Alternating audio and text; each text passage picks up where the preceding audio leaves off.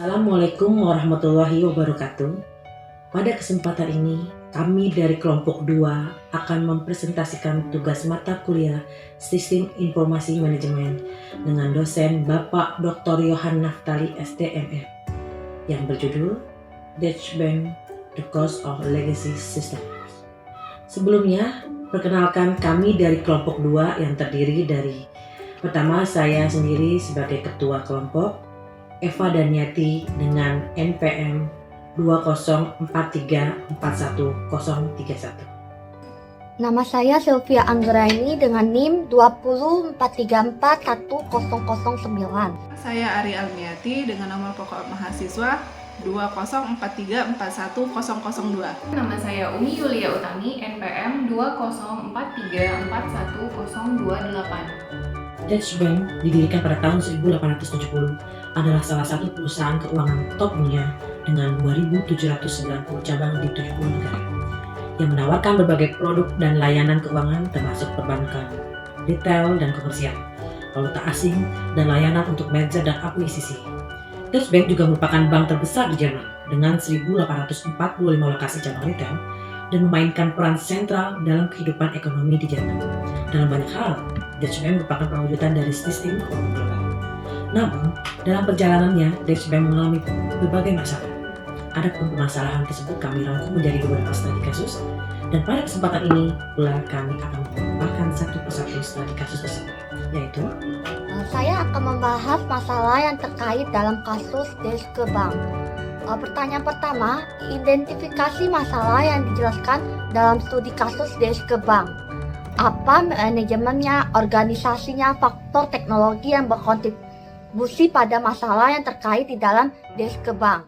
Masalah yang terkait dalam biaya pendanaan yang lebih tinggi karena bank sentral memperkuat aturannya dan peraturannya, sementara perusahaan tidak memiliki aset yang dapat diandalkan dengan hasil di masa depan karena bank Deutsche Bank berdampak ganda. Yang kedua, bank membatasi pembatasan mereka dalam hal pinjaman. Yang ketiga, memperbaiki informasi sendiri. Sistemnya menyebabkan bank tidak berjalan efisien, seolah-olah bank memiliki teknologi yang tepat dan teknologinya udah ketinggalan zaman yang mengakibatkan kesalahan manusia yang terlalu banyak membuat masalah di Deutsche Bank terlalu banyak.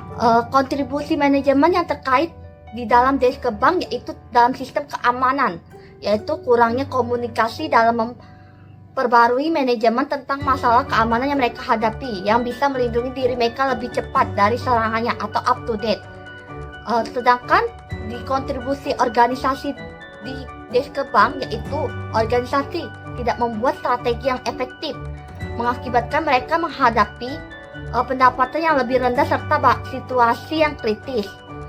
Sedangkan kontribusi teknologi di dalam Deutsche Bank yaitu menggunakan teknologi kuno yang membuatnya sangat sulit bagi mereka untuk mengamankan data keuangan penting dalam sistem di Deutsche Bank. Apa peran teknologi informasi di Deutsche Bank? Bagaimana teknologi informasi terkait dengan efisiensi operasional bank, kemampuan pengambilan keputusan, dan strategi bisnis?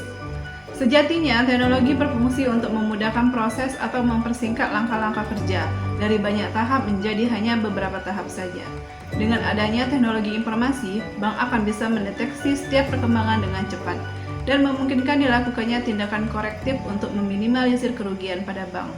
Peran informasi di perbankan secara umum adalah untuk meningkatkan daya saing bank yang ditunjukkan dengan kecepatan, ketepatan, efisiensi, produktivitas, validitas, dan pelayanan yang semakin meningkat. Namun, teknologi informasi di Deutsche Bank belum berperan seperti yang diharapkan karena masih menggunakan sistem teknologi tradisional yang membutuhkan biaya yang cukup besar, termasuk koordinasi di banyak tim manajemen, namun tidak selalu dapat memberikan informasi penting dengan cepat dan tepat. Sistem ini dirancang untuk menangani sejumlah besar transaksi dan sejumlah uang, bukan untuk mengelola operasi bank besar. Sistem yang membuatnya kesulitan untuk mengamankan data keuangan penting dalam sistem mereka. Sistem informasi yang buruk ini disinyalir memiliki kontribusi pada masalah-masalah yang dihadapi Deutsche Bank. Tanpa pembaruan teknologi, Deutsche Bank tidak akan berjalan secara efisien. Kemampuan pengambilan keputusan tidak akan mudah jika alat yang tepat tidak tersedia untuk membuat keputusan yang baik dan benar. Teknologi informasi terkait dengan efisiensi operasional bank adalah dengan perusahaan menggunakan informasi teknologi, berarti perusahaan telah meningkatkan efisiensi operasional perusahaan karena mereka bisa memilih proses yang sesuai serta menghasilkan peningkatan posisi mereka secara keseluruhan di pasar.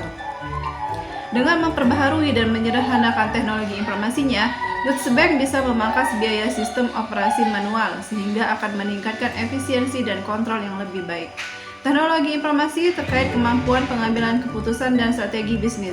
Dengan penerapan teknologi informasi, bank mampu menganalisa kinerja dari seluruh sumber daya yang dimilikinya secara cepat dan tepat, sehingga bank bisa memilih dan mengambil keputusan strategi terbaik yang akan diambil.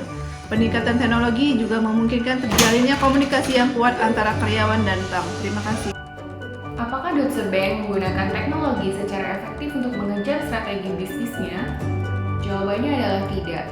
Deutsche Bank tidak menggunakan teknologi secara efektif dalam mengejar strategi bisnisnya pada waktu itu karena masih tetap mempertahankan sistem lama atau sistem warisan yang menggunakan teknologi yang sudah ketinggalan zaman. Sistem keuangan yang lama telah menyebabkan berbagai masalah bagi Deutsche Bank antara lain pelaporan data kredit default swap yang tidak lengkap dan tidak tepat waktu.